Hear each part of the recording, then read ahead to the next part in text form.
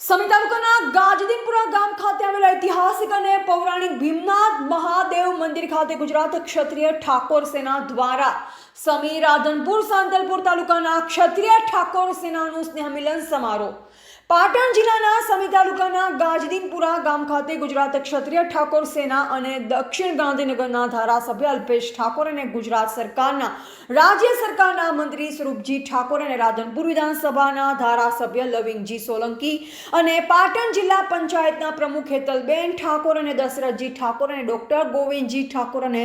મુકેશભાઈ ભરવાડ અને પોપટજી ઠાકોર અને અન્ય મહાનુભાવોની ઉપસ્થિતિમાં પાટણ જિલ્લાના સમી તાલુકાના ગાજદીનપુર ભીમનાથ મહાદેવ મંદિર ખાતે ગુજરાત ક્ષત્રિય ઠાકોર સેના સમી રાધનપુર સાંતલપુર દ્વારા સ્નેહ મિલન સમારોહ યોજાયો, જેમાં મોટી સંખ્યામાં ક્ષત્રિય ઠાકોર સેનાના હોદ્દેદારો અને કાર્યકરોની ઉપસ્થિતિમાં સ્નેહ મિલન સમારોહ યોજાયો। જાગૃત કરવા માટે સમાજની દરેક સમાજની અંદર સરખે ચાલવા મળે, દરેક સમાજનું ઉત્થાન થયું છે તો અમારા સમાજનું પણ ઉત્થાન થાય એના માટે રાત્રે એ ઊંઘી ના રહે, દરેક સમાજ જાગતી રહી અને ઠાકોર સમાજ એ દિવસે એમને પણ ખબર પડે કે સમાજના ઉત્થાન માટે આપણે પણ જાગીએ। એના અનુસંધાને રાત્રે 26 જાન્યુઆરીના રાત્રે સ્નેહ મિલન કાર્યક્રમ બોલાવે છે, બધાને મળવાનો કાર્યક્રમ બોલાવે છે। અમારા પ્રદેશ અધ્યક્ષ ઠાકોર સાહેબે 26મી જાન્યુઆરીના દિવસે રાત્રે સ્નેહ મિલન કાર્યક્રમ રાખવાનું કારણ આ જ છે કે અમારો સમાજ પણ સૌની સાથે ચાલે અને સૌની રોડમાં ચાલે અને ઊંઘી ના રહે, ધર્મ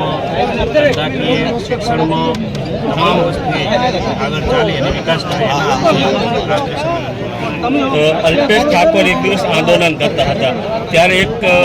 એમને જાહેરાત કરી હતી કે નીચે બેઠેલા વ્યક્તિમાંથી હું કેમને મંત્રી જોવા માગું છું, અને એ નીચે બેઠેલા વ્યક્તિ સૌરભજી આજે મંત્રી છે શું કહેવા માંગુ? ગુજરાત ક્ષત્રિય ઠાકોર સેનામાં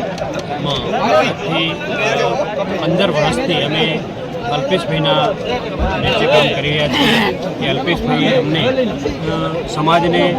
સંગઠિત બનાવવા, સમાજને વ્યસનમુક્ત બનાવવા અને સમાજને એક શિક્ષણ તરફ લઈ જવા માટે અમને આદેશ આપ્યો અને અમે કામ કર્યું, આદેશ મુજબ અમે કામ કર્યું છે। એ કામ અર્થે અમે કામ કરતા ગયા અને સમાજે પણ અમને સપોર્ટ કરતી ગઈ, સમાજને પણ ખૂબ સારું એવું શિક્ષણ મળ્યું અને વ્યસનમુક્ત પણ થયા।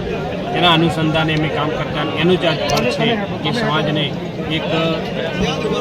અલ્પેશભાઈ ઠાકોર સાહેબે સમાજને આગળ લાવવા માટે ખૂબ મહેનત કરી અને મહેનતના ફળરૂપી આજે આપણે સુધી પહોંચ્યા છે। આજે તમારા એક રાજકીય ગુરુ પણ બીજી વખત ચેરમેન બન્યા છે। હા, એ પણ બનાસ ડેરીમાં ખૂબ જ સારું કાર્ય કરી રહ્યા છે। બનાસ ડેરીને વિશ્વની અંદર એક નંબર 1 ડેરી બનાવી છે, એમને પણ ખૂબ શુભકામનાઓ પાઠવું છું કે આજે એમને ફરીથી બનાસ ડેરીનું સુકાન સંભાળ્યું છે, એમને ખૂબ શુભકામનાઓ। ચલો, ઓકે।